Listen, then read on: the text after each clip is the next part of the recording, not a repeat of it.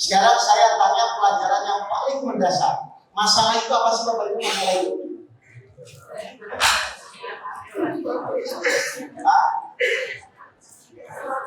Ya, ujian. Nah, masalah itu apa masalah? Sesuatu yang tidak sesuai keinginan kita. Baik.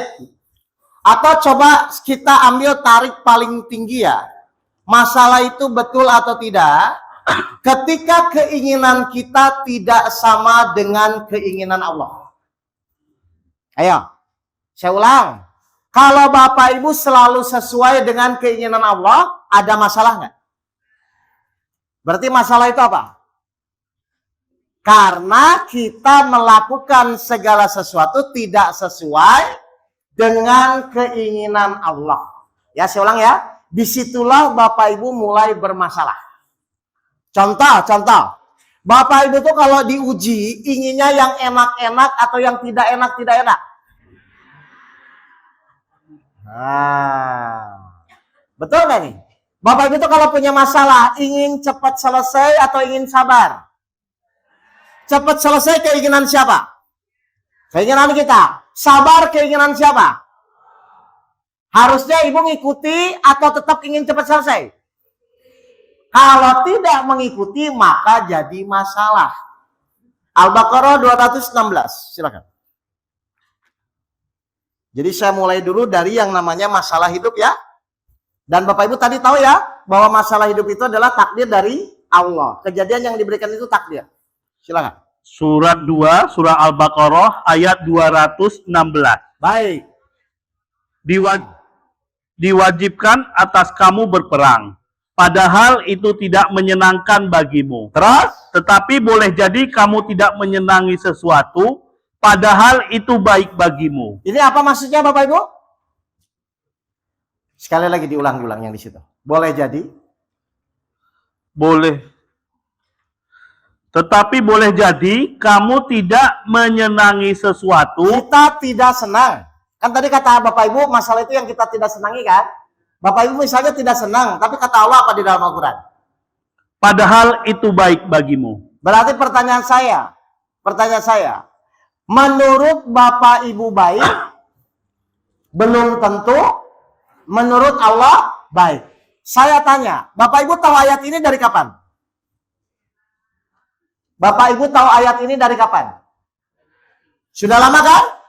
Benar. Harusnya kalau Bapak Ibu tahu ayat ini sudah lama, ada nggak orang kecewa? Orang kecewa itu kenapa? Padahal menurut kita tidak sesuai pun, kira-kira baik atau tidak? Saya ulang lagi. Padahal menurut kita tidak sesuai pun, kira-kira baik atau tidak? Baca lagi ayatnya, baca lagi. Tetapi boleh jadi kamu tidak menyenangi sesuatu, padahal itu baik bagimu. Perhatikan, terus? Dan boleh jadi kamu menyukai sesuatu, padahal itu tidak baik bagimu. Ya, perhatikan sekali lagi. Allah mengetahui, sedang kamu tidak mengetahui. Berarti sebenarnya ada nggak yang namanya masalah kalau kita selalu mengikuti keinginan Allah? Berarti Ibu selama ini, Bapak selama ini bermasalah itu kenapa? Karena tidak mengikuti keinginan Allah. Jadi orang bermasalah itu salah siapa? Bapak Ibu sadar nggak selama ini salah diri sendiri?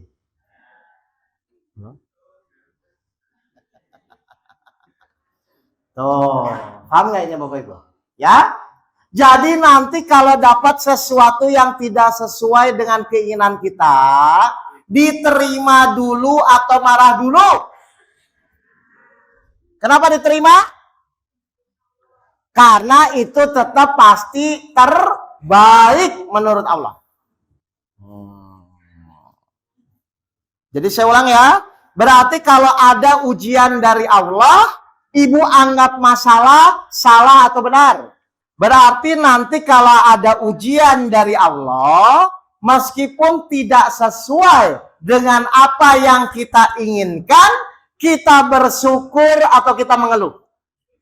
Kenapa harus bersyukur? Kenapa kita harus bersyukur? Loh, baca lagi ayatnya, baca lagi. Boleh jadi, Boleh kan ini jelasin ayatnya. boleh jadi kamu tidak menyenangi sesuatu padahal itu baik bagimu. Jadi meskipun tidak sesuai dengan apa yang kita inginkan, kenapa kita harus bersyukur? Karena itu pasti baik. Pak, istri cerewet itu baik atau buruk, Pak? Baik.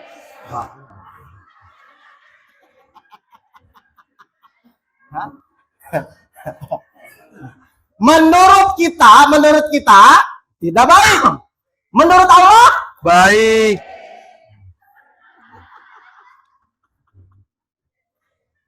tinggal Bapak Ibu mau melihat dari versi yang mana, kan begitu aja. Kayaknya bagus ini ya. Ingat ya, sesuatu yang tidak baik menurut kita belum tentu menurut Allah tidak baik. Berarti apa kesimpulannya? Berarti apapun Lebih bagus. yang Allah berikan kepada kita pasti baik atau tidak? Kalau pasti baik harusnya diterima dengan senang atau emosi?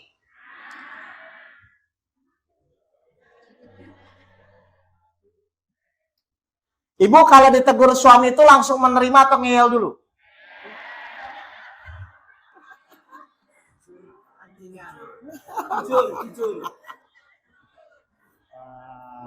Nah, terus ayat ini buat apa dong kalau begitu, Bu? Ya sekarang tuh ya, karena dalam ujian hidup itu cuma dua, baik dan buruk, sesuai ataupun tidak sesuai. Kalau sesuai kita bersyukur, kalau tidak sesuai kita bersabar. Nggak ada pilihan ngeyel tuh, nggak ada. Ngerti ya, Bapak ya?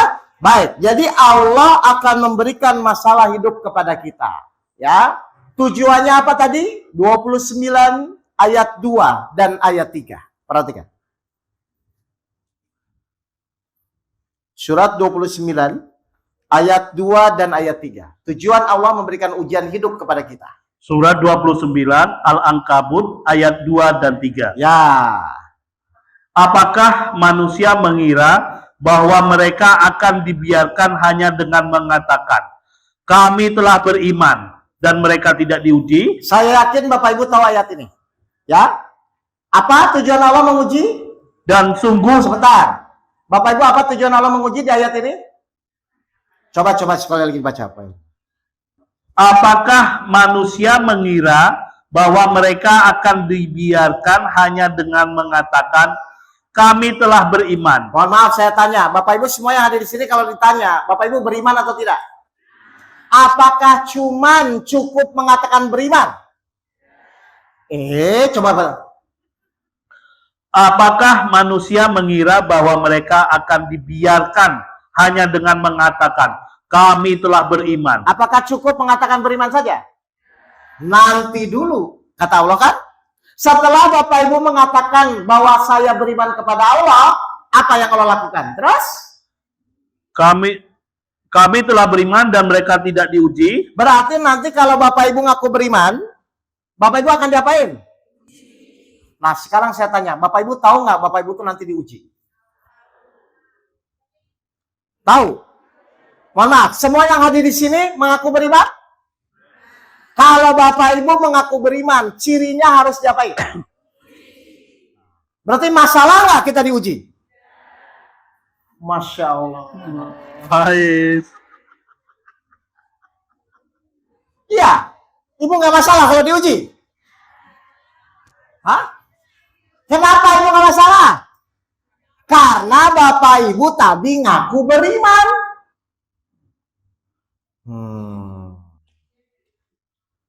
Berarti wajar orang beriman diuji? Kalau wajar itu biasa-biasa saja atau pusing? Nah, berarti ketika Bapak Ibu diuji, harusnya biasa saja atau pusing? Boleh pusing?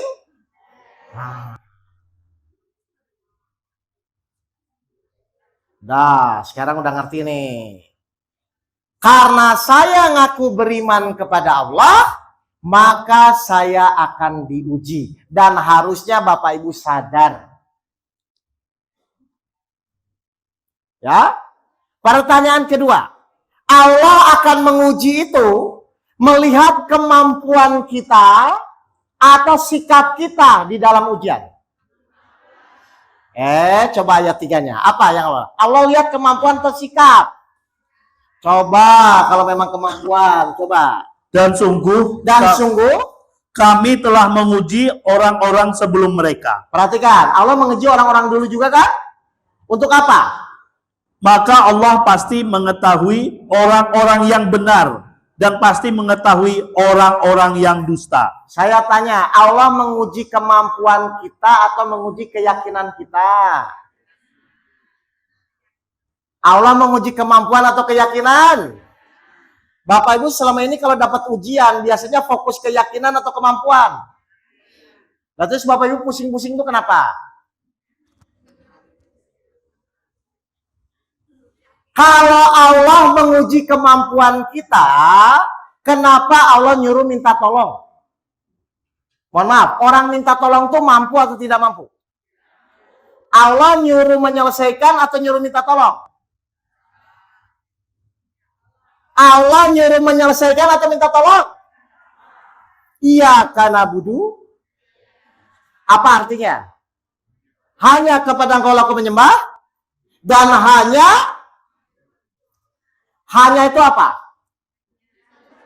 Berarti tugas Bapak Ibu itu menyelesaikan atau minta tolong? Bapak Ibu selama ini ketika ikhtiar tujuannya menyelesaikan atau minta tolong?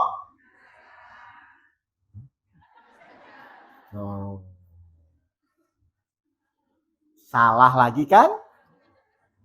Aduh. Jadi Bapak Ibu senangnya menyelesaikan?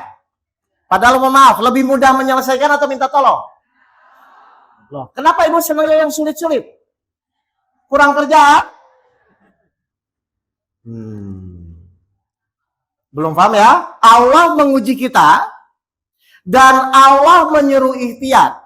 Tapi tujuan ikhtiar dalam rangka minta tolong kepada Allah. Bukan dalam rangka menyelesaikan. Karena tetap nanti yang akan menyelesaikan Allah dengan pertolongannya.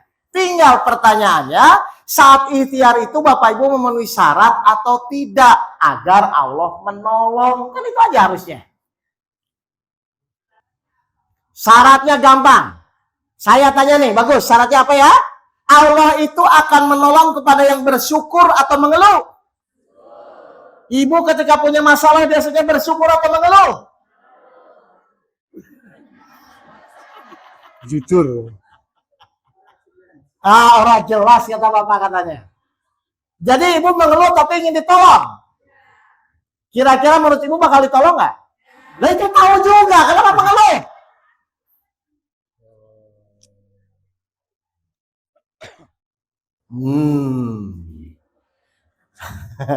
Ngerti Bapak ini?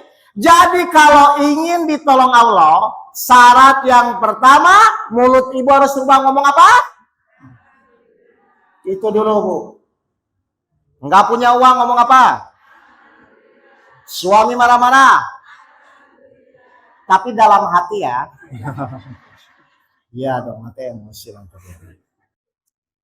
Ngerti Bu? Baik, kita lihat ya. Masalah hidup itu adalah karena tidak sesuai dengan keinginan Allah, maka cara penyelesaian masalah hidup harus sesuai dengan Al-Quran. Benar gak ini? Kotaknya itu loh, kotaknya ya. Nah, cara agar kita ditolong Allah itu ada dua.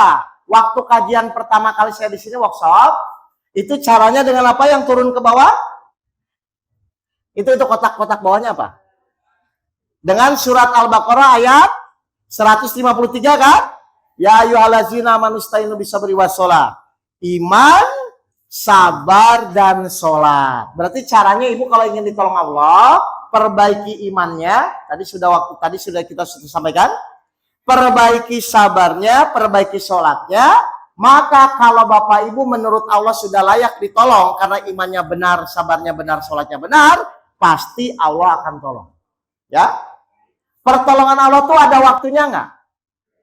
Makanya Bapak Ibu harus usaha, tetap ikhtiar ya. Berarti sakit pergi ke dokter supaya sembuh atau supaya ditolong Allah? Bapak Ibu kalau sakit selama ini pergi ke dokter supaya sembuh atau supaya ditolong Allah?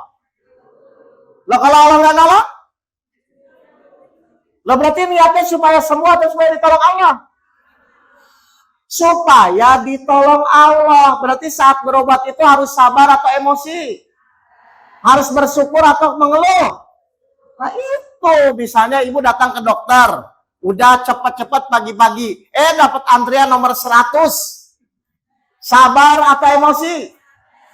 Itu prakteknya.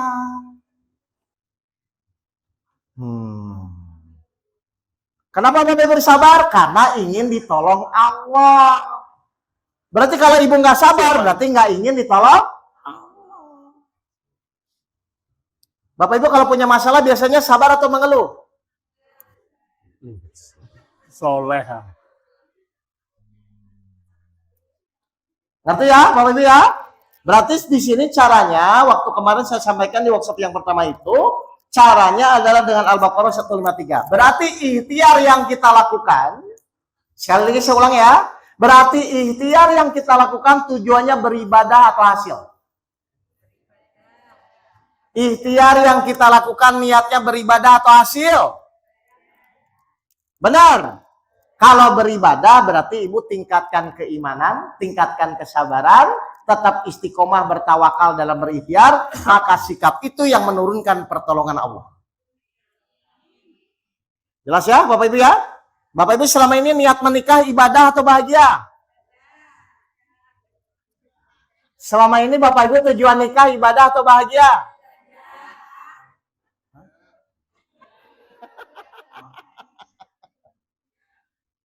Lah Bapak Ibu itu diciptakan Allah untuk beribadah atau untuk bahagia? Jadi Bapak Ibu selama ini nikah tujuannya ibadah atau bahagia? Kalau Bapak Ibu tujuannya bahagia, ketika pasangan kita tidak sesuai, bahagia atau emosi? Ngerti nggak? Tapi kalau Bapak Ibu tujuannya ibadah, ketika pasangan kita tidak sesuai, maka Bapak Ibu anggap sebagai sarana ibadah. Iya, sadar kan? Nah, karena niat ibu ibadah, bonusnya bahagia. Berarti Bapak Ibu selama ini nikah tujuannya bahagia atau ibadah? Oh, yakin katanya. Jelas ya Bapak Ibu ya? Karena untuk orang yang niatnya beribadah, semua kejadian itu dalam rangka meningkatkan sarana ibadah dia. Bukan sebagai masalah. Baik, karena ini kajiannya yang kedua, saya mau bahas penyelesaian masalah di surat yang sebelah kanannya. Surat apa itu Bapak Ibu? 96 ayat 4 dan ayat 5. Surat Al-Alaq. Silakan. Surat 96, surat Al-Alaq ayat 4 dan 5. Ibu ikuti lihat diagramnya aja, sesuai ya. Surat Al-Alaq ayat 4 dan ayat 5. Silakan. Yang mengajar manusia dengan pena. Siapa yang mengajar manusia? Allah mengajarkan manusia dengan pena. Pena itu apa? Pulpen. Coba sekali lagi Pak RW dibaca. Yang mengajar manusia dengan pena. Allah mengajarkan kita dengan sarana pena. Saya sekarang mengajarkan Bapak Ibu dengan sarana mic yang saya baca, yang saya sampaikan. Ya, kenapa Allah harus mengajarkan manusia? Kenapa? Karena manusia itu dari nol lahir, pasti dia tidak mengerti apa-apa. Jelas ini Bapak Ibu nih? Karena tidak mengerti apa-apa, siapa yang harus mengajarkan? Sunatullahnya Allah. Meskipun secara sunatullah Bapak lahir, Bapak sekolah, Ibu sekolah, kan begitu ya? Tapi tetap yang mengajarkan Allah. Saya buktikan. Bapak Ibu tahu rasa manis? Enggak, Bapak Ibu tahu gula rasanya apa? Bapak Ibu tahu rasa manis? Baik, kalau memang Bapak Ibu tahu, tolong jelaskan rasa manis adalah katanya tahu. Coba saya ulang lagi. Bapak Ibu tahu gula itu rasanya apa? Tahu dari mana? Oke, saya jelaskan ya. Logikanya, kalau orang tahu, harusnya bisa menjelaskan nggak? Logikanya, kalau kita tahu, kalau orang tahu, harusnya bisa menjelaskan nggak? Bisa dong. Sekarang saya tanya, rasa manis adalah?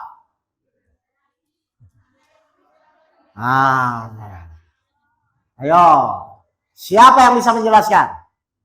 Kan katanya tadi tahu. Berarti harusnya Bapak Ibu tanya, terus siapa yang mengajarkan? Padahal mungkin secara rasa kita tahu, tapi pas Bapak Ibu menjelaskan, kenapa Bapak Ibu tidak tahu? Nah, Bapak Ibu tahu? Berarti semua petunjuk, semua pengetahuan, ternyata itu semua Allah yang mengajarkan. Makanya di ayat kursi Allah bilang apa? Tidak ada yang mengetahui ilmu Allah, kecuali yang dia kehendaki. Berarti pasti setiap hari Allah akan mengajarkan kita. Cuman ada yang paham, ada yang tidak paham. Sekali lagi diulang ayatnya biar Bapak Ibu paham. Yang mengajar manusia dengan pena. Allah akan mengajar manusia dengan pena. Pena itu apa, Bapak Ibu? Ya udah, selesaiin dulu ayatnya. Kenapa Allah mengajarkan manusia dengan pena? Kenapa harus Allah mengajarkan? Untuk siapa? Silakan. Dia mengajarkan manusia apa yang tidak diketahuinya. Berarti Allah akan selalu memberikan pelajaran kepada kita dari yang tidak tahu menjadi tahu. Ini contoh sederhana, Misalnya di ruangan ini, Bapak Ibu nggak ngerti matematika ya. Saya ulang ya. Kalau saya tanya, Bapak Ibu nggak ngerti matematika ya? Kalau nggak ngerti itu jawabannya apa? Tidak tahu ya? Baik. Di ruangan ini Bapak Ibu tidak mengerti matematika. Baik, sekarang saya tanya. Bapak Ibu 2 tambah 2 berapa?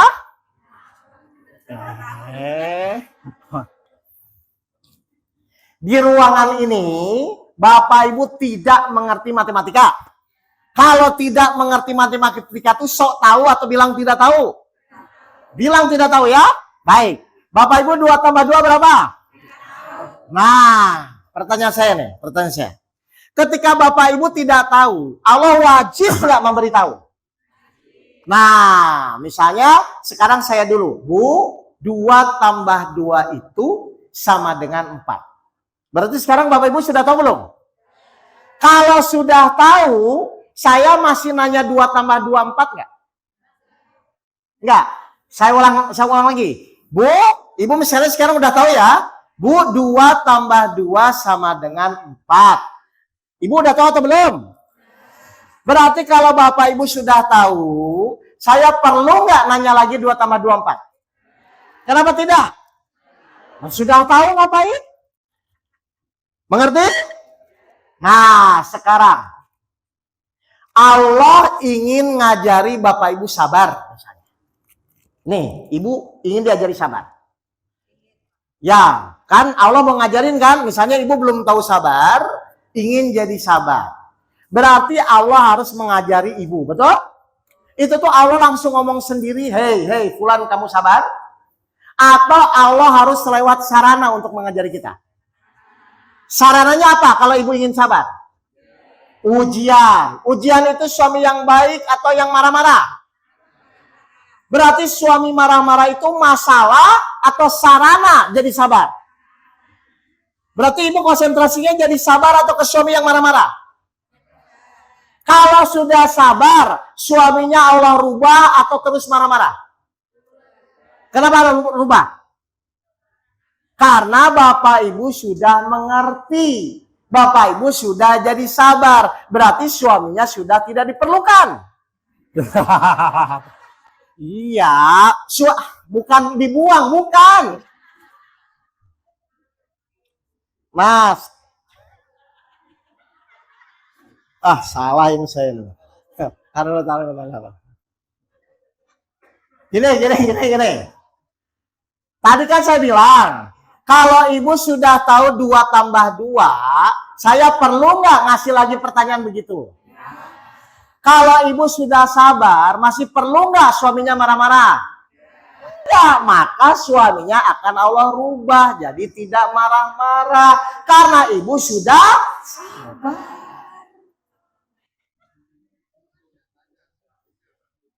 Kalau suaminya masih marah-marah, berarti ibu fokus di pembelajaran atau fokus di sarananya. Kalau suaminya masih marah-marah, berarti bapaknya fokus di masalahnya atau di pembelajarannya. Kalau pembelajarannya kan ibu harusnya ngerti, oh Allah buat suami saya marah itu supaya saya sabar. Kalau bapak ibu sudah sabar, ngapain lagi suaminya dibuat marah-marah? Pasti Allah buat diem, dibuat sakit gigi kayak atau dibuat apa?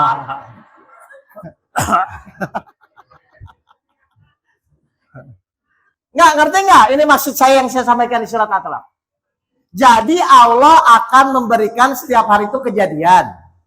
Kepada siapa? Kepada manusia yang belum tahu. Makanya saya tanya, Bapak Ibu ketika punya masalah, sudah tahu solusinya atau pasti belum? Sudah atau belum? Nah, belum tapi oke, saya ulang lagi ya. Jadi nanti setiap orang akan diuji oleh Allah. Setiap orang akan diuji Allah. Tapi Bapak Ibu tuh konsentrasinya kepada ujiannya atau kepada pembelajarannya? Nah, misalnya contoh anak menjengkelkan, pembelajarannya apa? Sabar. Berarti kalau ibu sudah sabar, anak masih dibuat menjengkelkan nggak? Tidak, karena ibu sudah mengerti pembelajarannya. Atau yang kedua, misalnya uang kita hilang, pembelajarannya apa? Uang kita hilang. Ikhlas. Berarti kalau ibu sudah ikhlas, uangnya diganti nggak? Diganti. Jadi setiap kejadian yang menimpa diri kita, itu hanya pembelajaran dari Allah. Sampai kapan? Sampai ibu mengenal Allah. Sampai ibu tahu siapa Allah. Berarti kalau saya tanya, berarti kalau sekarang ujiannya nggak selesai-selesai, berarti ibu fokusnya bukan di pembelajarannya, tapi fokusnya di masalahnya. Ada yang ujiannya belum selesai-selesai? Pasti ibu selalu fokus di orangnya. Bukan di pembelajarannya. Misalnya contoh, difitnah orang, pembelajarannya apa? Hah? Sabar. Ibu tuh ketika difitnah sabar atau sakit hati? Lah berarti fokusnya di pembelajaran atau di kejadian? Nah kalau selama kejadian kan bisa Bapak Ibu. Nah coba lihat ya. Jadi di surat 96 ayat 45 dibaca lagi Pak Effendi. 96 ayat 4 dan 5. Nah ini panas pembelajarannya apa panas? Yang surat Al-Alaq ayat 4 dan 5. Coba lihat perhatikan dulu ya, saya mau lanjut soalnya. Yang mengajar manusia dengan pena. Dia mengajarkan manusia apa yang tidak diketahuinya. Jadi pena itu apa? Kejadian-kejadian yang Allah berikan kepada kita setiap hari untuk pembelajaran. Ya, paham ya Bapak Ibu ya? Tapi Bapak Ibu harusnya fokusnya di kejadian atau di pembelajaran? Baik, Allah memberikan pelajaran. Lihat kotaknya turun ke bawah. Ya, kepada siapa tadi? Kepada orang yang belum mengerti. Betul? Pertanyaan saya, supaya kita mengerti pembelajarannya, apa yang harus kita lakukan? Supaya kita mengerti pembelajarannya, apa yang harus kita lakukan? Ini lihat tuh panahnya biasa kreatif ya. Ini sebelah kanan nih, apa? Maka kita harus ikhlas, sabar, bersyukur, tawakal. Kalau ibu bersikap itu, nanti baru Allah ngasih tahu. Ini loh, anak kamu sakit itu, misalnya kamu kurang sedekah. Oh, kenapa hutang gak lunas-lunas? Ternyata kamu riba. Itu tuh nanti Allah yang kasih tahu. Tapi saat menjalani ujian, ibu harus mengerti dulu, harus bersikap apa? Sabar, ikhlas, bertobat. Nanti setelah itu Allah kasih tahu salah kita di mana.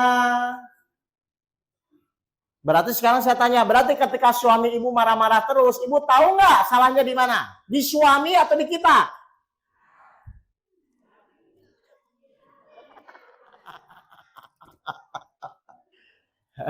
Paham ya Bapak Ibu ya? Dengan ibu bersikap sabar, dengan ibu bersikap ikhlas, maka nanti Allah akan ngasih tahu. Kamu tuh harus memperbaiki apa. Nanti Allah yang kasih tahu. Betul tidak Allah yang kasih tahu? Surat 7 ayat 201. Jadi nanti Bapak Ibu tahu salahnya apa tuh dari Allah sebenarnya. Setelah Bapak Ibu sabar, ikhlas menjalani masalah itu. Surat 7. Al-Araf, surat 7, ayat 201. Perhatikan, benar nggak? Nanti Allah yang ngasih tahu. Sesungguhnya orang-orang yang bertakwa, apabila mereka dibayang-bayangi pikiran jahat, berbuat dosa dari setan, Terus, mereka pun segera ingat kepada Allah. terus perhatikan. Allah ngasih tahu apa? Terus? Maka ketika itu juga mereka melihat kesalahan-kesalahannya. Nah, jadi nanti yang kasih tahu ibu salah apa siapa? Allah. Kalau kita kan cuma menebak-nebak, kita kan cuma meraba-raba kan? Nah, sama seperti kasus jamaah saya di Bandung. Dia tinggal di Bandung. Dia sakit kanker leukemia. Ya, sudah berobat kemana-mana, ke Singapura kemana-mana, sampai dia hampir putus asa. Usianya masih 31 tahun. Ya, dia pusing, dia bingung. Akhirnya dia ketemu guru saya. Ya, saya mendampingi. Terus dia bilang, Ustadz, saya sudah berusaha supaya ini anak saya sembuh. Bapaknya yang bawa, ibunya yang bawa. Dia kanker leukemia, kanker darah, usianya masih 31 tahun, anaknya masih kecil, masih bayi. Nah, selama ini pokoknya dia fokus bagaimana menyembuhkan kanker itu. Wajar ya, namanya manusia kan? Alhamdulillah. Baik, wajar ya?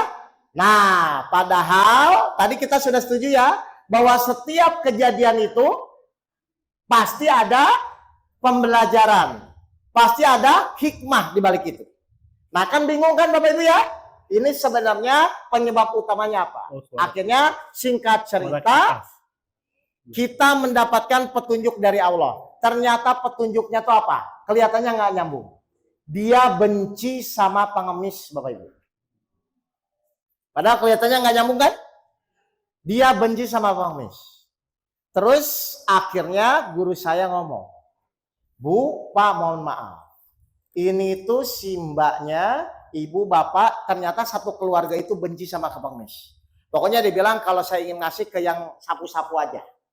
Ke yang itu. Pokoknya yang kerja, kalau pengemis saya benci. Padahal nggak usah dibenci, nggak dikasih nggak apa-apa. Harusnya tidak usah dibenci. Kan ini kelihatannya nggak nyambung. Tapi karena tanda kutip kita paham petunjuknya harus itu, akhirnya kita sampaikan dan ternyata dibilang iya, kita benci. Jadi satu keluarga itu benci semua. Terus apa yang terjadi? Guru saya bilang, mau nggak? Ibu, bapak, satu keluarga minta maaf. Tapi bukan sama semua pengemis ya, simbolik aja ya. Tapi benar-benar bertobat kepada Allah bahwa ibu akan merubah sikap itu. Akhirnya dia mau, karena memang udah gak ada pilihan kan. Nah, dia dirawat waktu itu di Rumah Sakit Borobudur di Bandung. Ya, nah akhirnya simboliknya kan kita nyari pengemisnya. Dan pada saat itu, dulu wali kotanya Ridwan Kamil, itu kan masih razia pengemis-pengemis. Jadi kita susah Bapak Ibu nyari pengemis. Kemana ini pengemis? Ada aja ujiannya, padahal dulu banyak. Jadi dalam jalan Dago itu kan dari pengemis ke sana ke sini nggak ada. Alhamdulillah karena mungkin atas pertolongan Allah ya, karena dia udah mau niat berhijrah bertobat, dapat pengemis 2 Bu, dekat Kartika Sari waktu itu. Ini detail saya ceritakan. Dapat Kartika Sari, di Kartika Sari dapat dibawa. Pengemisnya kaget kan, ini ada apa, takutnya mau dibawa. Saya bilang, enggak, ini cuman tolong Bapak, Ibu ikut saya. Kebetulan pasangan suami istri itu. Akhirnya dibawalah ke Boromius itu. Masuk ke ruang ICU, sapamnya udah rame. Tolong Pak, ini benar-benar urgent. Gitu kan? Dibawa ke ruang ICU. Langsung si mbaknya yang dirawat itu, yang kanker darah, minta maaf secara simbolik. Ya Allah, tolong ampuni saya lewat pengemis itu. Pengemisnya kan bingung. Celingak-celinguk bingung. Dan tiba-tiba ada orang sakit minta maaf, dibawa ke ICU. Terus apa yang terjadi? minta maaf, benar-benar bertobat, ibu bapaknya juga minta maaf. Pokoknya dia berjanji kalau nggak ngasih udah nggak usah ngomongin. Kan begitu ya? Akhirnya dia begitu, pulanglah si pengemis, sunatullahnya pelajarannya sudah paham. Saya ulang, tadi kalau kita sudah dapat pelajaran, berarti sararannya diambil nggak? Kanker leukemia diambil nggak? Seminggu kemudian sembuh total. Kenapa? Sudah mengerti pembelajarannya. Kalau Bapak Ibu sekarang belum mengerti, lihat pakai diagram itu, Bapak Ibu jadi ikhlas, jadi sabar, jadi sholat, jadi tawakal, bersyukur, 7 IPH, insya Allah nanti Allah akan giring. Bapak Ibu yang belum paham, Allah akan berikan petunjuk, kamu tuh salah apa, nanti Bapak Ibu lakukan. Ya, jadi ini cara penyelesaian ada 2 ya. Biasanya kalau pertama kali, saya ajarkan Al-Baqarah 153 kalau pertama kali. Ya, tapi karena ini sudah lanjutan, maka saya kupas yang surat 96 ayat 4 dan 5. Jadi Allah mengajar manusia dengan pena. Pena itu kejadian, ya. Jadi setiap manusia akan diberikan kejadian, cuman ada yang mendapatkan pelajaran, yang mengerti, ada yang tidak. Berarti kalau kita ingin mengerti pembelajarannya, apa yang harus dilakukan? Nah, jalani aja dulu. Ikhlas yang benar, sabar yang benar, tawakal yang benar. Insya Allah lama-lama Bapak Ibu akan paham. Mengerti ya Bapak Ibu? Baik, untuk diagram ini ada pertanyaan?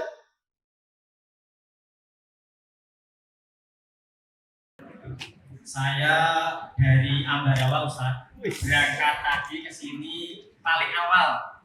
Jadi tadi dikira Mbak E yang MC itu dengan panitia atau takbir masjidnya gitu.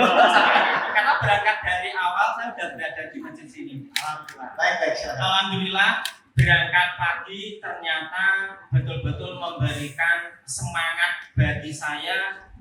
Baru kali ini ada ilmu yang pemaparannya sangat jelas dan baru saya ketahui hari ini. Alhamdulillah. Betul-betul memberikan pencerahan kepada saya Ustaz. Baik. Hanya ini mohon pencerahan apa yang saya alami saat ini Ustaz. Ya, silakan.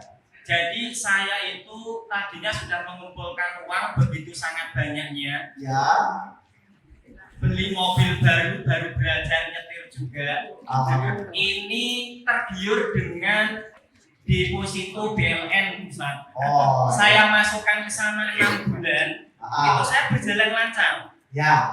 Berjalan lancar karena nafsu saya sekalian saya pinjam bank, tak masukkan sana sekalian. Januari itu saya masukkan 120 juta Ustaz. 120 juta. Sampai mobil saya pun tak jual. Saya harapannya ini tak jual, tak masukkan sana sekalian. Ya. Karena bagi hasilnya sangat besar Ustaz. Ya. Harapannya bisa beli nanti pulang bawa Pajero. Oh ya. Ternyata ngeten Ustaz. Ya. Ternyata bulan Maret itu saya diinfokan bank mengalami pilot collab. Oh.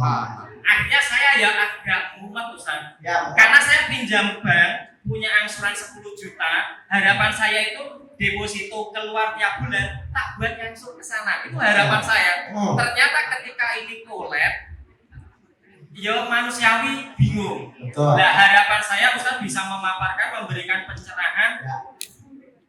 Kan tetap ilmu ini secara teorinya, untuk Ya. mempraktekannya kan kita juga Bagaimana? belajar Ustaz. Ya. Kita dioyak-oyak bank harus punya angsuran. Betul, kita meminta tolong pada Allah. Angsuran belum ada ya tetap doyak-oyak Ustaz. Ini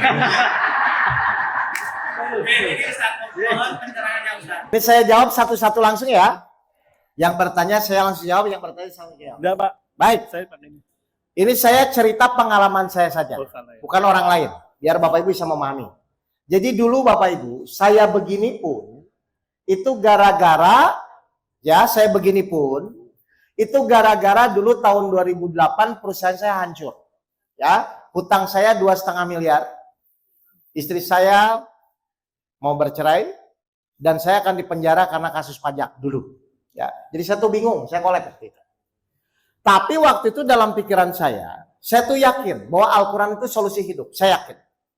Cuman, meskipun saya yakin Al-Quran solusi hidup, ternyata salah saya cuma satu. Saya tidak bisa mempraktekkan ayat-ayat Al-Quran yang selama ini saya baca dengan masalah saya. Kan logikanya, Kalau semua Al-Quran itu ada solusinya, semua masalah itu ada solusinya dalam Al-Quran, harusnya kan setiap Bapak Ibu punya masalah, tinggal mempraktekkan kan? Kan begitu harusnya. Tapi waktu itu saya nggak ngerti, Pak. Ternyata kesalahan saya apa? Kesalahan saya cuma satu, saya belajar Al-Quran, belajar tafsir, tidak ada gurunya. Itu cerita sebentar. Akhirnya doa saya rubah, saya mohon, ya Allah, pertemukan saya dengan seorang guru yang bisa mengajari saya bagaimana cara mempraktekkan Al-Quran. Nah, alhamdulillah saya ketemu guru, singkat cerita saya diajari Pak, cara mempraktekkan. Ini nanti saya ajarkan Bapak, karena ini kan sebenarnya workshop kedua, tapi saya nggak tahu kalau banyak orang yang baru ya. Kemarin saya ajarkan itu Pak, cara prakteknya. Waktu bulan kemarin, atau 2 bulan yang lalu. Bulan yang lalu kalau nggak salah. Jadi cara prakteknya itu sebenarnya sederhana. Dan ini tergantung dari kita sendiri. Ya, nggak usah pakai modal. Gimana cara prakteknya? Coba tadi Bapak Ibu buka dulu. Di diagram yang ini yang tadi. Ya. Sebentar di sini aja. Al-Baqarah. Susah malah. Sini. Nah, ya. Baik. Saya tanya dulu sama Mas ya. Sama Bapak siapa? Mas Slamet. Ini pertanyaan buat ibu-ibu juga, untuk bapak-bapak juga. Mas Slamet mewakili yang lain. Mungkin yang lain juga punya masalah utang sama ya. Ini. Selama ini jujur saja, kita ikhtiar itu di dalam pikiran kita, fokusnya selalu untuk menyelesaikan masalah kita. Atau supaya Allah menolong. Itu yang terjadi waktu itu, waktu saya belum paham. Jadi selama secara naluriah, manusia itu memang ketika punya masalah, dia akan selalu fokus bagaimana menyelesaikan masalah. Bukan fokus bagaimana supaya Allah menolong. Itu dulu Mas. Ya, berarti Mas Slamet betul ya? Pasti selama ini ikhtiar tujuannya bagaimana untuk menyelesaikan masalah. Betul? Pertanyaan saya, memang kita bisa menyelesaikan masalah tanpa pertolongan Allah? Berarti yang pertama dirubah apa? Niatnya. Tolong, Bapak Ibu mau sakit, mau hutang, mau keluarga, apapun, yang pertama nanti Mas pulang dari sini, rubah niatnya. Bahwa saya niat ikhtiar itu supaya Allah menolong. Bukan untuk dengan kemampuannya merasa bisa menyelesaikan masalah. Itu dulu. Paham Mas? Jadi yang pertama rubah niat, saya ikhtiar dalam rangka supaya Allah menolong. Terus kenapa kita dihancur-hancurkan nih? Kenapa hutang kita jadi banyak, yang tadinya Pajero kok jadi malah motor Mio misalnya? Apa sih maksud Allah nih begini? Kok saya lagi sehat-sehat dibuat sakit? Kok saya lagi harmonis-harmonis tiba-tiba muncul pelakon? 30 ayat 41. Ya. Langkah-langkahnya ingat ya, rubah niat, terus menyadari dulu. Surat 30 ayat 41. Apa kata Allah? Surat Ar-Rum ayat 41. Ya. Telah tampak kerusakan di darat dan di laut disebabkan perbuatan tangan manusia. Perhatikan terus. Allah menghendaki agar mereka merasakan sebagian dari akibat perbuatan mereka. Berarti salah siapa kemarin? Tetap salah sendiri, salah kita ya. Nah, untuk apa tujuan Allah dibuat begini dulu? Mas Slamet sampai jauh-jauh ke sini. Terus? Agar mereka kembali ke jalan yang benar. Berarti Bapak Ibu disuruh apa? Kembali ke jalan Allah. Berarti kita harus sadar, oh salah satunya berarti meluruskan niat. Jelas ya Mas Slamet ya? Nah, lalu yang kedua, sekarang niat saya luruskan. Apa luruskan? Saya akan ikhtiar, tapi ikhtiar saya harus mengundang pertolongan Allah. Kan hanya Allah yang bisa menyelesaikan. Nah, menurut Mas Slamet, kalau Mas Slamet pusing, emosi, kira-kira Allah nolong nggak? Nggak usah pakai ayat pun bisa jawab. Nggak. Nah, selama ini Mas Slamet kalau dapat masalah, kalau ditagih, biasanya emosi, pusing, atau sabar? Betul nggak? Sambil memperbaiki, namanya riba juga tetap harus, nggak boleh ya. Jadi diperbaiki dulu Mas. Jadi sekarang, ini kan sudah terjadi. Berarti nanti Mas Slamet anggaplah bertobat, mohon ampun, dan memperbaiki diri. Tapi kan yang nagih tetap datang, betul? Bahkan kira-kira dia senyum-senyum atau maki-maki. Saya tanya, wajar nggak orang hutang itu dimaki-maki? Lah kalau wajar masalah atau bukan? Loh, kalau bapak ibu yang menghutangkan, berarti yang maki-maki siapa? Kalau yang punya hutang? Nah, jadi wajar nggak kalau punya hutang dimaki-maki? Terus masalahnya apa? Enggak, nanti saya jelaskan. Saya jelaskan dulu. Berarti nanti Mas Slamet tuh harus sadar, oh karena memang saya posisinya yang punya hutang, pasti dimaki-maki kan? Tinggal tadi mau dipilih apa? Menjadi sarana pelajaran atau fokus di kejadiannya. Saya tanya, Mas Slamet itu kalau dimaki-maki sama yang punya hutang, biasanya tertekan, emosi, atau ikhlas menerima? Baik, padahal mau emosi mau tidak, hutang tetap harus dibayar nggak? Nah, tinggal sekarang gimana caranya saat hutang itu datang, saat orang yang maki-maki itu datang, itu menjadi sarana Allah menolong, kan itu aja. Nah, itu yang saya lakukan. Jadi 2008, kalau saya punya 30, pokoknya 30 saluran Mas. Dari bank waktu itu, dari teman, terus dari pokoknya macam-macam. Saya waktu itu hutangnya 2,5 miliar itu kumulatif semua. Ya. Nah, akhirnya guru saya ngajarin. Kan sudah tidak bisa ditolak, yang sudah terjadi kan? Caranya bagaimana? Merubah maki-makian orang. Wah. Kode.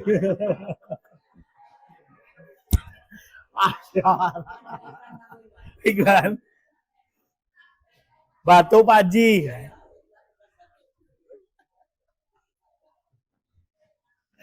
Oke, kita lanjut ya.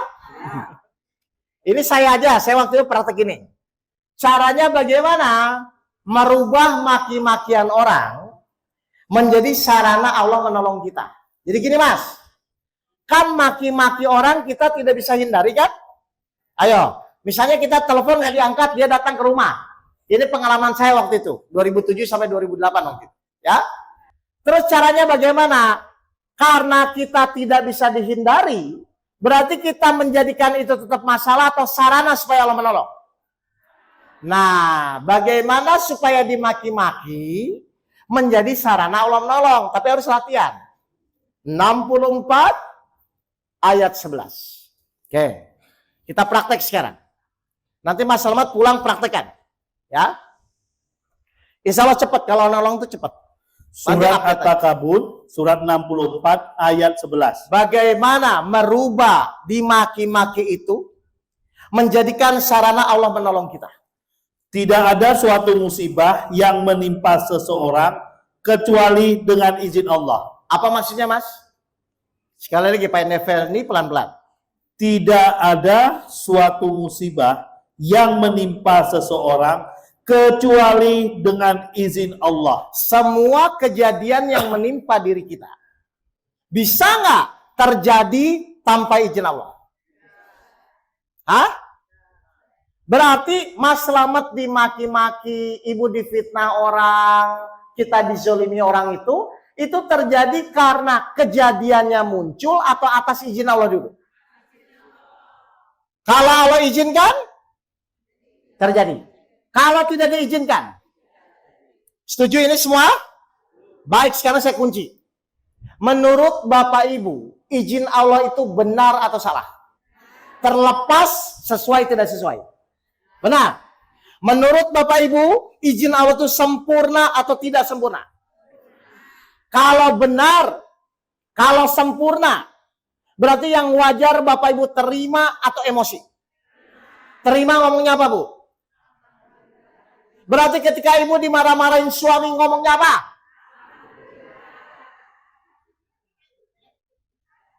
Ini yang saya lakukan. Kan tadi Mas ingin ditolong Allah kan? Ketika kita benar-benar bisa menghormati Allah sebagai yang mengizinkan kejadian, maka janji Allah apa? Innallaha ma'as sabirin. Allah bersama orang-orang yang sabar. Maka di situ saya doa sama Allah. Ya Allah, tolong lunaskan hutang saya. Karena saya berdoa setelah saya menerima dulu apapun yang Allah izinkan. Apa yang terjadi? 2,5 bulan selesai masalah saya. Kenapa selesai? Doa saya dikabulkan karena saya bersabar. Dan Allah berjanji kepada orang yang sabar, Allah bersama orang-orang yang sabar. Jadi saya pasti maki-maki sama orang yang menghutangin saya. Saya tidak marah, saya cuma bilang dalam hati, ya Allah saya terima. Ini atas izinmu. Rasa yang muncul pertama kali pasti ketenangan, bukan sakit hati. Nah ini perlu latihan mas. Jadi pas dimaki-maki waktu itu, yang lagi sama saya bilang, ya Allah saya terima karena ini izinmu. Apa yang terjadi? Hati tenang. Ketika hati tenang, silakan Bapak Ibu berdoa. Saya waktu itu minta masalah saya diselesaikan. Ternyata apa yang terjadi? Dalam waktu 2,5 bulan selesai mas. Hutang 2,5 miliar selesai. Karena Allah yang menolong saya. Caranya bagaimana? Sunatullahnya teman saya datang ngasih proyek. Orang yang menghutangi saya tiba-tiba bilang, yaudah ke saya ikhlaskan aja. Siapa yang mengatur itu? Allah. Kenapa Allah menolong? Karena saya menghormati semua kejadian yang Allah izinkan. Sekarang saya tanya ke Mas Slamet. Mas Slamet selama ini dimaki-maki orang. Lihat izinnya atau lihat maki-makinya? Terus izinnya kemana? Jelas mas? Jadi langkahnya sebenarnya tidak ada modalnya. Merubah sikap kita dari masalah menjadi sarana taat kepada Allah. Coba baca lagi ayatnya 64 ayat 11. Perhatikan, ketika Bapak Ibu benar-benar bisa menghormati Allah, maka janji Allah pasti benar. 64. Coba. Surat At-Takabur, surat 64 ayat 11. Apa kata Allah? Tidak ada suatu musibah yang menimpa seseorang kecuali dengan izin Allah. Suka tidak suka, terima tidak terima, semua kejadian. Mau yang enak ataupun tidak enak, mau sesuai dengan kita atau tidak sesuai, ternyata itu Allah yang izinkan. Tinggal Allah akan menguji Bapak Ibu taat atau tidak. Ketika Bapak Ibu menerima, apa yang Allah lakukan? Dan barang siapa beriman kepada Allah, Yakin bahwa ini semua atas izin Allah, niscaya Allah akan memberi petunjuk kepada hatinya. maka Allah akan memberikan petunjuk kepada kita, maka Allah akan bimbing apa yang harus kita lakukan. Jadi Bapak Ibu ikhtiar itu yang benar harus dalam bimbingan Allah. Supaya Allah bimbing, Bapak Ibu hormati izin Allahnya. Selama ini Bapak Ibu kalau dapat kejadian, Bapak Ibu lihat kejadiannya atau izinnya? Terus izinnya kemana selama ini? Nah, ingat ya, Bapak Ibu hormati Allah, izinnya diterima, cirinya tenang, langsung berdoa mas. Misalnya, Bapak ditinggalin istri, terima atau sakit hati? Ketika Bapak Ibu terima, semua atas izin Allah, tinggal Bapak berdoa, minta apa? Ganti. Hatinya. Jelas mas? Jelas ya? Ini yang saya praktekkan juga waktu saya ingin naik haji. Jadi waktu COVID 2022 saya tuh ingin naik haji. Terus saya bilang pas saya mau daftar ke Kemenak, ternyata apa? Antrian 35 tahun. Saya usia 45, plus 35 udah 80, nggak akan ketemu kan? Tapi saya yakin dalam Al-Quran tuh pasti ada caranya. Nah saya praktekkan itu. Ada kejadian di Juni 2023, orang tiba-tiba maki-maki saya nggak kenal. Tapi karena saya tahu caranya, saya bilang, ya Allah saya terima semua atas izinmu. Hati saya tenang. Lalu saya saat itu di Juni 2023, saya mohon sama Allah, ya Allah saya ingin naik haji. Pertanyaan saya, kalau doa saya dikabulkan, meskipun saya belum pernah daftar, meskipun saya nggak punya uang, saya tetap berangkat nggak? Apa yang terjadi? 18 Mei 2024 saya naik haji. 12 Mei 2025 saya naik haji lagi. Berarti saya terima kasih atau emosi sama yang marah-marah kepada saya? Mas Slamet ketika dimaki-maki saya yang punya hutang, terima kasih atau emosi? Rubah sikap. Berlatih ya? Paham? Nah, yang terakhir perbaiki sholat, cari aja di YouTube metode sholat husu, cari yang namanya Oke Setiawan. Itu saya ajarkan, Mas. Jadi iman yang benar sesuai diagram itu ya. Sholatnya yang benar, sabar tadi yang sudah saya ajarkan. Itu silakan dipraktekkan. Pasti insya Allah Bapak Ibu akan ditolong oleh Allah. Ya, kenapa? Karena janji Allah pasti benar. Paham ya, Mas? Jadi bisa pulang dipraktekkan? Berarti nanti kalau ada orang nelfon lagi utang, diangkat atau dibiarin? Diangkat atau dibiarin? Semakin cepat dihadapi, semakin cepat menerima izin Allah, semakin cepat Allah menolong. Amin. Ayo. Mau kapan? Kan Bapak Ibu ingin ditolong Allah kan? Kalau ingin ditolong Allah, penuhi syaratnya. Salah satu syaratnya adalah setiap kejadian yang Allah izinkan, tolong diterima dulu. Setelah diterima, Allah akan memberikan petunjuk kepada hatinya, maka Bapak Ibu akan diperjalankan. Apakah harus ke dokter, ataukah harus ke alternatif. Apakah harus minjem, atau nanti dapat rezeki dari area yang tidak disangka-sangka. Itu urusan Allah. Urusan kita memperbaiki sikap kita, akhlak kita kepada Allah. Jelas ini Ibu-Ibu? Jadi kenapa suaminya nggak berubah? Karena yang Ibu lihat selama ini suaminya kan? Bukan izinnya kan? Kalau Ibu selama ini misalnya diomelin suami, dinasihatin suami, Ibu lihat izin Allah, insya Allah pasti suaminya berubah.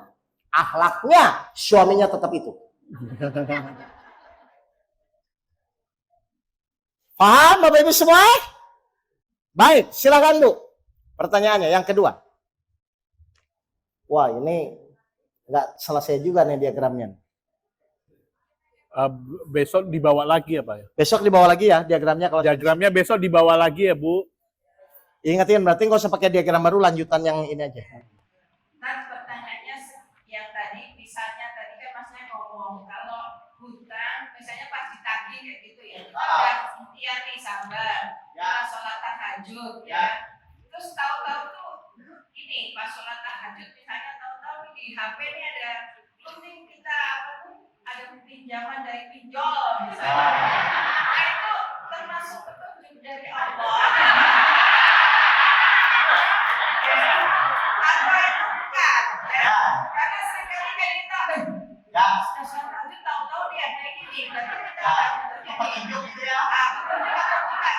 Terus Artinya ciri-ciri petunjuk yang Allah berikan yang benar itu yang seperti apa? Baik, balik lagi surat 30 ayat 41.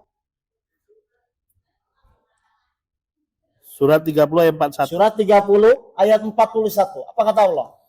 Surat 30 surat Ar-Rum ayat 41. Ya, silakan. Telah tampak kerusakan di darat dan di laut disebabkan perbuatan tangan manusia. Terus Allah menghendaki agar mereka merasakan sebagian dari akibat perbuatan mereka. Agar mereka kembali ke jalan yang benar. agar mereka kembali ke jalan yang benar. Tahajud muncul handphone pinjol. Itu benar atau salah? Bapak Ibu juga bisa jawab kok. Ya, terus gimana kalau kita bisa membedakan itu petunjuk atau bukan? Itu pertanyaannya ya. Kalau misalnya Bapak Ibu tidak tahu itu petunjuk atau bukan, kita balik saja, cirinya kita mengikuti petunjuk apa. Kan begitu aja. Karena Bapak Ibu pasti akan merasakan, saya tuh mengikuti petunjuk atau tidak. Misalnya contoh, Bapak Ibu udah sholat, udah sabar, udah sedekah, tapi hati masih gelisah. Berarti sudah benar-benar mengikuti petunjuk atau pasti ada sesuatu yang salah? Pasti ada yang salah. Surat Al-Baqarah ayat 38. Ya. Surat Al-Baqarah ayat 38. Pasti ada yang salah. Nggak mungkin karena Allah ngasih ciri di sini. Surat 2 Al-Baqarah ayat 38. Apa kata Allah? Kami berfirman, turunlah kamu semua dari surga. Terus Kemudian jika benar-benar datang petunjukku kepadamu, maka barang siapa mengikut petunjukku, barang siapa mengikuti petunjuk Allah, ini ada cirinya ya, perhatikan. tidak ada rasa takut pada mereka dan mereka tidak bersedih hati. Jadi Bapak Ibu meskipun nanti Mas Yanto masalah belum selesai, Mas Selamat ya. Tapi kalau Mas Selamat mulai tenang melihat izin Allah, itu siap-siap pasti selesai masalahnya. Jadi Allah itu pasti ngasih ciri dalam hatinya. Jelas? Kalau ibu udah sholat tapi masih bingung, masih pusing, pasti ada yang harus dievaluasi. Biasanya, bapak ibu masih bingung, masih gelisah itu meskipun sudah sholat, cuman satu. Bapak ibu belum menerima bahwa semua kejadian ini atas izin. Kalau bapak ibu belum bisa menerima takdir Allah, pasti hasilnya gelisah. Padahal bapak ibu udah sholat. Tapi kalau bapak ibu tidak bisa menerima takdir Allah, bahwa ini semua adalah atas izin Allah, pasti tetap Allah buat gelisah. Jadi langkah yang pertama, bagaimana bapak ibu ketika diuji nanti mas? Diterima bahwa ini sudah atas izin Allah. Ya Allah, saya terima. Toh terima tidak terima juga bapak ibu harus kerjakan kok. Jelas ini? Jadi langkah yang pertama, kalau misalnya bapak ibu sudah sedekah, sudah sholat, sudah tirakat, tapi hati masih gelisah, biasanya tidak menerima takdir yang saat itu Allah putuskan. Itu pentingnya. Kenapa soal ujian itu harus diterima? Kenapa soal ujian hidup itu harus diterima? Saya tanya, ibu bapak dulu waktu di sekolah, kalau ingin lulus ujian, soalnya diterima atau dibuang? Bisa nggak nolak soal tapi lulus? Nah, kenapa soal ujian dari Allah itu harus diterima? Supaya lulus. Lah kalau nggak diterima, apa yang mau dikerjakan? Ya jelas Bu, Pak. Jadi kalau Bapak Ibu ingin secepatnya menyelesaikan masalah, ya terima secepatnya. Berarti menerima itu perlu mikir atau yakin? Kalau masih mikir, sulit menerima. Ayo. Jelas Bapak Ibu ini? Bisa ya praktek ya? Bisa tidak bisa Ibu harus merubah diri Ibu agar layak ditolong Allah. Paham? Baik. Oh, ada pertanyaan? Oh ini, silakan Pak. Iya. Bapak yang bersin tadi ya? Siapa?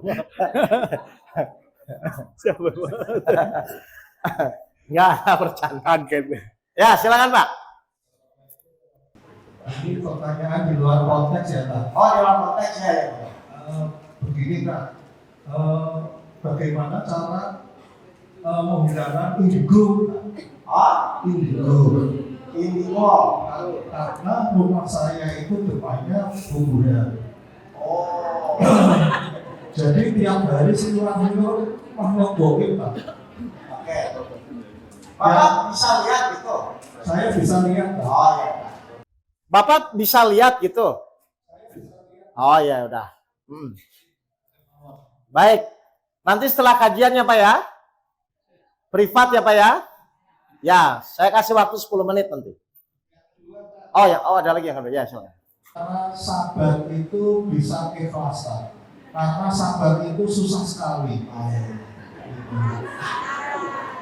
Jadi, ini dari tadi saya nggak dengar ada syaiton.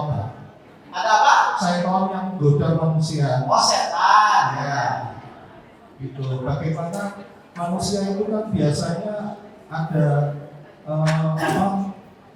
yang saya pernah dengar itu satu manusia 1000 serigala. Setan itu dia diartikan 1000 serigala karena sering menyerang manusia. Bagaimana cara menghilangkan seperti itu? Baik. Sekarang itu yang kedua saya jawab aja langsung ya.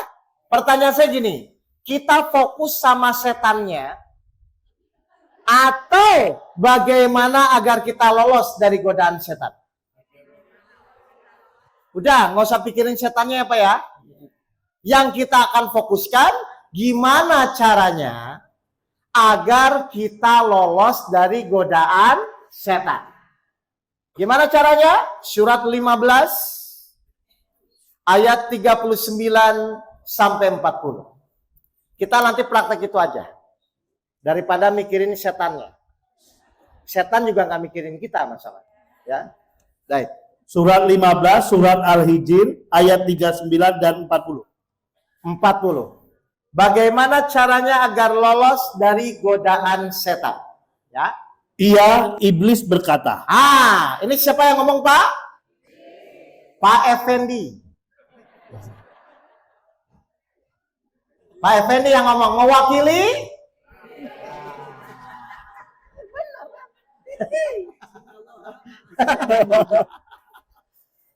Ya, silakan. Tuhanku, oleh karena Engkau telah memutuskan bahwa aku sesat, aku pasti akan jadikan kejahatan terasa indah bagi mereka di bumi. Oh, terus? Dan aku akan menyesatkan mereka semuanya. Baik, jadi janji iblis apa setelah dilaknat Allah? Akan menyesatkan kita semua, Pak. Ingat ya, berarti memang kerjaannya setan tuh menyesatkan atau cuci piring. Iya. Berarti wajar nggak Pak setan goda kita? Udah, kalau wajar nggak usah dipikirkan. Tinggal bagaimana agar kita lolos. Nah, iblis sendiri ngomong, aku akan menyesatkan semua manusia. Tapi iblis bilang apa di 40-nya? Kecuali hamba-hambamu yang terpilih di antara mereka. Kecuali, berarti ada nggak yang lolos dari godaan iblis? Siapa? Ila, coba bahasa Arabnya. Illa ibadaka minhumul mukhlasin. Berarti siapa orang-orang yang lolos dari godaan iblis? Orang-orang yang ikhlas. Berarti Bapak Ibu kalau ingin lolos dari godaan setan, godaan iblis, fokus ke setannya atau jadi orang yang ikhlas? Ikhlas itu apa Pak? Menerima. Kalau sabar? Ikhlas itu apa? Ikhlas itu melakukan segala sesuatu hanya diniatkan karena Allah. Jadi Bapak Ibu melakukan segala sesuatu hanya itu satu atau dua. Jadi Bapak Ibu sekarang luruskan niat. Saya melakukan ibadah, melakukan kegiatan pun hanya karena Allah. Titik, nggak usah pakai koma. Ibu taat kepada suami karena Allah atau karena suami baik? Benar? Kalau suami nggak baik?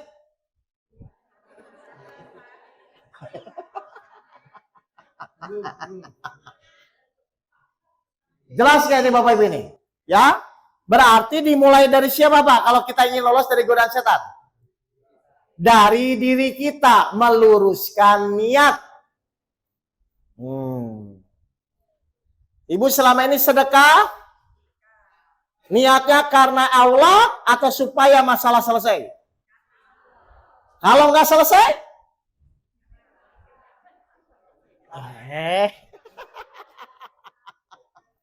Nah, ini diuji ya. Jadi nanti Bapak Ibu akan diuji oleh Allah terhadap sesuatu yang nanti mungkin hasilnya belum sesuai. Allah tetap akan lihat apakah ibu tetap ikhlas, tetap istiqomah, tetap beribadah, atau malah jadi putus asa. Berarti yang membuat putus asa itu sebenarnya bisikan siapa?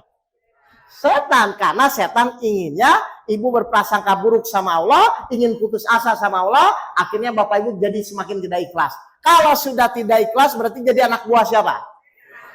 Baik, cirinya anak buah setan itu apa? Tidak ikhlas, betul?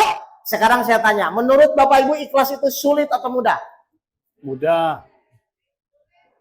Nah, kalau yang ngomong sulit berarti anak buah siapa?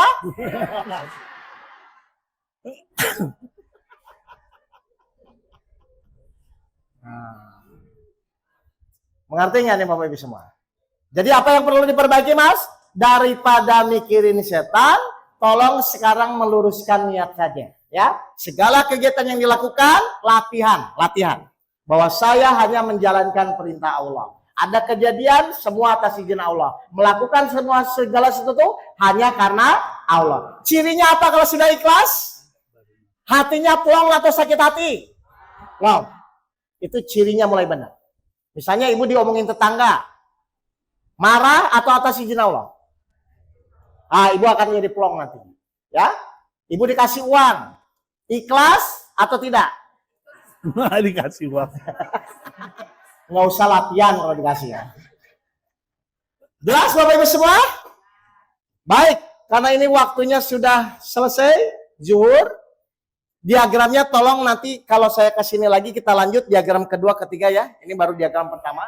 Ingatin Mbak di sini. Dibawa lagi. Ya, dibawa lagi. Nanti kita lanjut berikutnya ya di diagram kedua, ketiga karena belum selesai. Sekali lagi saya mohon maaf Bapak Ibu sekalian. Terima kasih kepada Pak Yai, kepada para ustadz yang telah memberikan kesempatan kepada saya untuk menyampaikan. Intinya ayo kita sama-sama memperbaiki kualitas diri kita, terutama semakin dekat kepada Allah. Cirinya orang semakin dekat kepada Allah, rasa kecewanya semakin berkurang.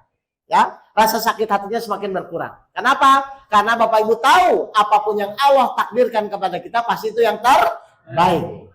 Silakan. Terima kasih, saya kembalikan ke MC. Wabil taufiq wal hidayah. Assalamualaikum warahmatullahi wabarakatuh.